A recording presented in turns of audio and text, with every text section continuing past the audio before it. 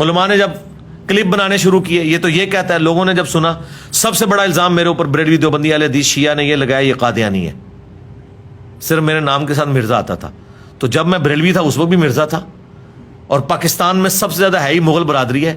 جو مردم شماری ہوئی ہے نا، پہلے نمبر پہ جو آبادی ہے نا 4.5-5 کروڑ، وہ مغل ہے.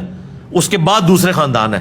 تو وہ سارے قادیانی ہیں کیا صرف نام کی وجہ سے؟ تو اس طریقے سے انہوں نے کیا.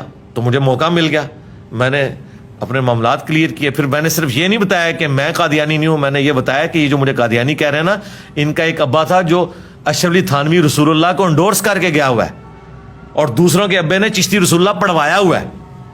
تو کیسے بازی الٹ دی؟ تو ہماری اسٹریٹجی میں سب سے بڑی کامیابی یہ ہے کہ ہم نے ان کو للکارا ہے.